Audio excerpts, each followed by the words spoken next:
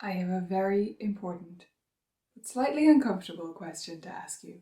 Are you teaching too many students? Here's the thing. I've been a teacher for quite a long time now, and I've also been working with other teachers to help them grow their studios, improve their teaching methods, and overall feel happier in their businesses for a long time as well. And I've seen again and again that teachers' first instinct can often be to pack students in like sardines. And there's so many problems with this, and more importantly, it's not even necessary. Let's start by doing some maths. I know, everybody's favourite, but it actually was one of my favourite subjects in school, so if you're with me, even if you pronounce it math, let's get started. Let's just say, for example, that you teach 50 students and you charge $100 a month. That's $5,000 a month. Easy maths, right? I told you this wouldn't be painful. So let's say now that you raise your fees to $120 a month. I know you're saying that's a big jump, but let's just say you did. If you're at the bottom of the market and you raise them to the top of the market, $120 a month. Now that could be much higher or much lower in your area. This is just an example.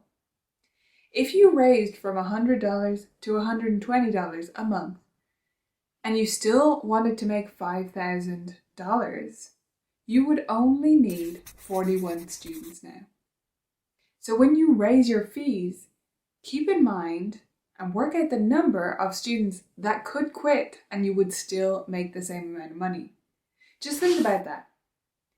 You raise your fees and worst case scenario, students quit, but you still make the same amount in less time.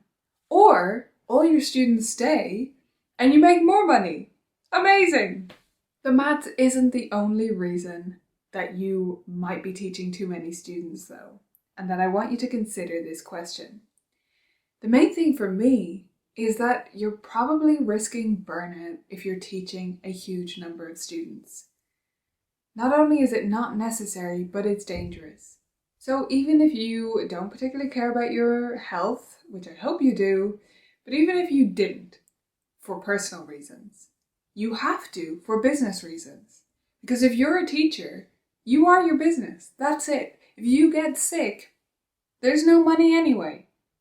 So what was it all for? If you are currently teaching all hours of the day, all days of the week, you are risking burning yourself out, getting sick in some serious way, or just risking your mental health or general feelings of overwhelm that cause you to be less effective at teaching. So if you're risking burnout at the moment, let's see if we can reduce the number of students you're teaching.